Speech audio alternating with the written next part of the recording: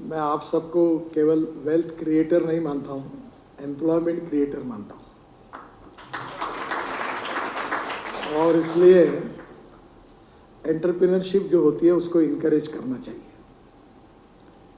हमारे पास financial management, human resources management सभी प्रकार के कोर्सेस हैं, और एंटरप्रेन्योरशिप का अभी तक जितने कोर्सेस होने चाहिए, उतने इंस्टीट्यूट होने चाहिए, उतने नहीं है।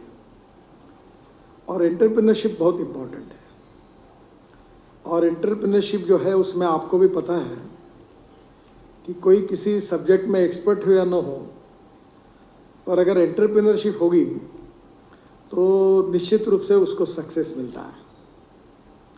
और इसलिए ये एंटरप्रेन्योरशिप को इनकरेज करने के लिए आप लोग काफ़ी डिस्कशन करते हैं, तो मैं भी मेरा छोटा सा एजेंडा आपके सामने रखने का मौका मुझे मिला, इसलिए मैं भी उसका एडवांटेज ले रहा हूँ।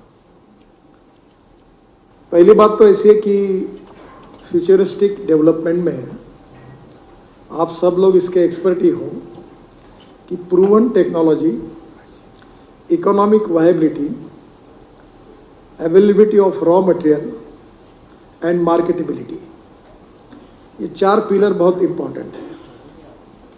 और मैं ये मानता हूं कि आप सब चारों विषयों के बहुत ही एक्सपर्ट हैं, आपको समझता है कि किस में जाना चाहिए। मैं आपको कुछ जानकारी ऐसी दे रहा हूं कि जहां बहुत बड़ा पोटेंशियल है, जो सरकार में होने के कारण मुझे मालूम है, वो केवल आपको बता रहा हूं। हमारे देश का टोटल जीडीपी ग्रोथ जो है अभी हमको और बढ़ाने की आवश्यकता है। और ये जो जीडीपी ग्रोथ है उसमें से 52 to 54% फ्रॉम सर्विस सेक्टर से आता है, 22 to 24% मैन्युफैक्चरिंग सेक्टर से आता है, और 12% to 13% agriculture and allied industry से आता है। हमारे देश के पॉपुलेशन को अगर सोचेंगे तो 65% ऑफ द पॉपुलेशन हमारी एग्रीकल्चर, रूरल और ट्राइबल एरिया में है। और इसलिए स्वाभाविक रूप से इसका जो कंट्रीब्यूशन है 65% ऑफ द पॉपुलेशन का जीडीपी ग्रोथ में, वो थोड़ा निग्लिजिबल है। ये जो 124 डिस्ट्रिक्ट्स ऐसे जो है एस्पिरेंट डिस्ट्रिक्ट्स हैं, जो सोशली, इकोनॉमिकली और एजुकेशनली बैकवर्ड है। और इसलिए स्वाभाविक रूप से हमारी प्रायोरिटी है कि अगर आत्मनिर्भर भारत बनाना है, और प्रधानमंत्री जी का सपना है कि $5 ट्रिलियन की इकोनॉमी बनानी है, तो हमको सबसे पहले agriculture, rural and tribal India पर बहुत कंसंट्रेट करना पड़ेगा। जल, जमीन, जंगल और जानवर, इन तीनों पर आधारित जो आर्थिक व्यवस्था है उसके लिए थोड़ा इकोनॉमिक वायबिलिटी के साथ सोचना होगा। और इसलिए मैं तो एग्रीकल्चर से हूँ, वैसे मैं कंस्ट्रक्शन का कोई एक्सपर्ट नहीं हूँ, और मुझे इतना विद्वान भी नहीं हूँ, पर मुझे अभी 3 डिलीट मिली है। एक डिलीट जो मिली है वो महात्मा ज्योतिबा फुले एग्रीकल्चर यूनिवर्सिटी से मिली है, और दूसरी पंजाब राव देशमुख एग्रीकल्चर यूनिवर्सिटी की मिली है, और दोनों डिलीट जो है वो एग्रीकल्चर साइंस के लिए मिली है। और तीसरी अभी औरंगाबाद में बाबा साहेब अम्बेडकर यूनिवर्सिटी की मैं लेने के लिए जा रहा हूँ 2-4 दिन में ही, वो उन्होंने दी है। एक्चुअली मैं उसके लायक नहीं हूँ, पर उन्होंने प्रस्ताव मंजूर करके गवर्नर से पास करके फिर मुझे बताया, तो मैंने उसको स्वीकार किया। पर मैं अभी भी अपने नाम के सामने डॉक्टर लगाता नहीं हूँ। मैं इंजीनियर भी नहीं हूँ और डॉक्टर भी नहीं हूँ। पर एक बात जरूर है कि हमारे देश में अभी 6 वर्ल्ड रिकॉर्ड रोड कंस्ट्रक्शन में हुए हैं, वर्ल्ड रिकॉर्ड। और इसका संबंध नॉलेज और टेक्नोलॉजी से ज़्यादा नहीं है। मैं जब मुंबई पुणे एक्सप्रेस हाईवे और वर्ली बांद्रा सीलिंग प्रोजेक्ट बना रहा था, और मुंबई में 55 फ्लाईओवर्स बना रहा था, तब मेरी ऑर्गेनाइजेशन मैंने स्थापन की थी MSRDC, और उसके पास 5 करोड़ रुपए थे। और धीरू भाई अंबानी थे उस समय, और मैंने उनका टेंडर 3600 करोड़ का 97 में रिजेक्ट किया था। तो वो नाराज थे मेरे ऊपर, वो लोएस्ट थे। और तब मैंने उस समय ये ऑर्गेनाइजेशन शुरू की, और कैपिटल मार्केट में मैं गया था। तो कैपिटल के मार्केट में मैं जब गया उस समय, और हमने बॉन्ड इश्यू निकाले थे, तो 500 करोड़ के अगेंस्ट हमको 1200 करोड़ मिले। फिर 600 करोड़ के अगेंस्ट हमको 1000 करोड़ मिले, तो बॉन्ड इशू ओवर सब्सक्राइब हुआ।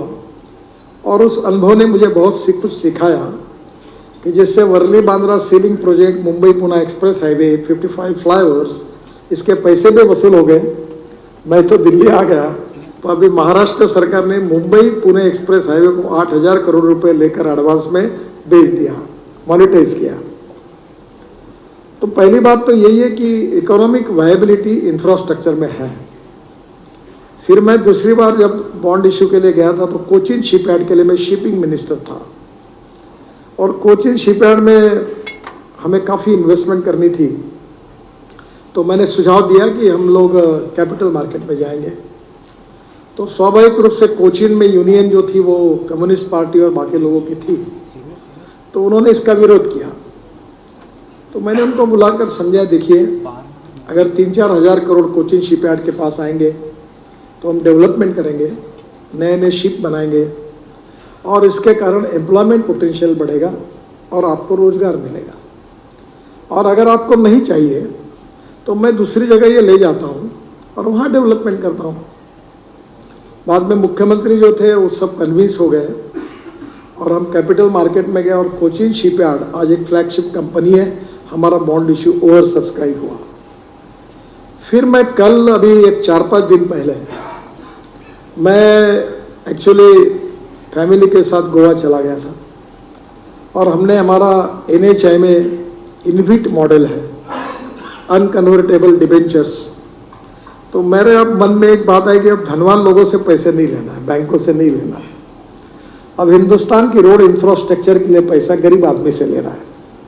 कोई वेटर होगा, कोई कांस्टेबल होगा, कोई पत्रकार होगा, कोई रिटायर्ड होगा, उसको धनवान बनाए। तो इस बार हमने तय किया कि हम हमारे इस बॉन्ड इशू में उसको 8% रिटर्न देंगे साल का, और मैंने उसमें प्रोविजन की कि ये रिटर्न उसको मंथली मिलेगा, क्योंकि अभी फिक्स डिपॉजिट में जो रिटर्न मिलता है वो मंथली मिलता है, और वो भी 4.5-5% के ऊपर नहीं है। तो मैंने तय किया कि अभी ये गरीब लोगों को हम रोड का बेनिफिट देंगे, और हमने 10 दिन के लिए बॉन्ड इशू सब्सक्राइब किया मुंबई स्टॉक एक्सचेंज में, और 31 तारीख को मैं क्लोज करने के लिए जाने वाला था। पर हमारा जिस दिन इशू हमने ओपन किया, 7 घंटे के अंदर वो 7 टाइम्स ओवर सब्सक्राइब हुआ।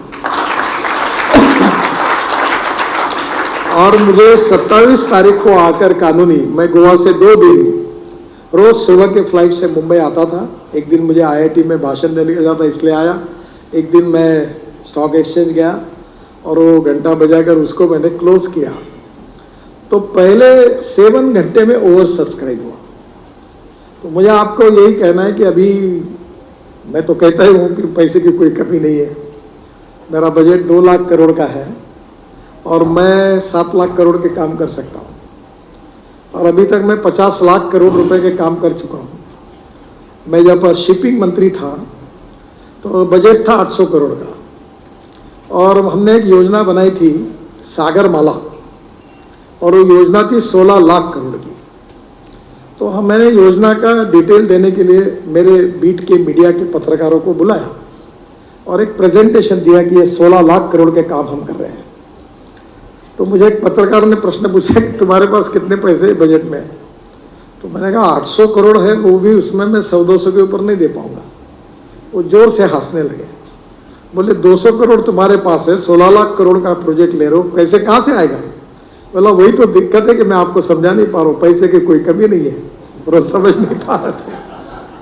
आपको ताज्जुब होगा कि मैंने 12 मेजर पोर्ट की स्ट्रेंथ का उपयोग करके अभी तक हमने 9 लाख करोड़ के काम सक्सेसफुली पूरे हुए। हमारे पोर्ट को 7000 करोड़ का फायदा हुआ है। तो ये सबसे पहले हिंदुस्तान में अभी आप जैसे इंडस्ट्री में पैसा इन्वेस्ट करते हैं, वैसे भारत सरकार में हमारे फाइनेंस सेक्रेटरी ने अभी बीच में प्रेजेंटेशन किया था, और अभी वो बड़े प्रमाण पर PPP, BOT, हाइब्रिड एन्युटी, और ये जो अनेक प्रकार की जो इसमें हाइब्रिड एन्युटी है, मैंने ढूंढा हुआ प्रोजेक्ट है, मॉडल है। तो उसमें भी हम रोड बना रहे, क्योंकि जब मैं मंत्री बना तो टोटल 406 प्रोजेक्ट 3,85,000 करोड़ के स्टॉल प्रोजेक्ट है।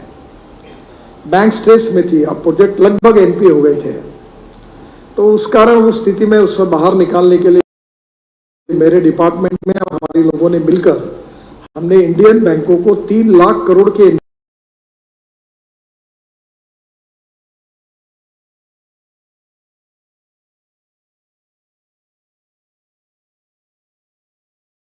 एनपीए से बचाया।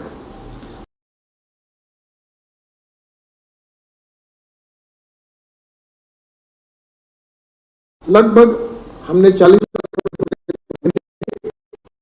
मॉडल से सबको सक्सेस मिले और अभी तो मैं मॉनिटराइज कर रहा हूं, तो जाऊंगा तो उससे मुझे पैसे मिलते जाएंगे, तो रोड बनाकर मैं सरकार में फायदा कमाऊंगा, खर्चा तो निकल जाएगा।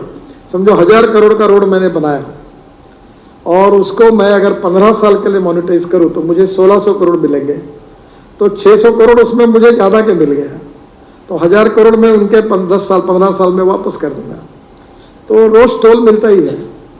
तो ऐसी बहुत सी बातें जो है जिसके लिए मैं आपको सुझाव दूंगा कि अब पब्लिक प्राइवेट इन्वेस्टमेंट में आप उतरिए।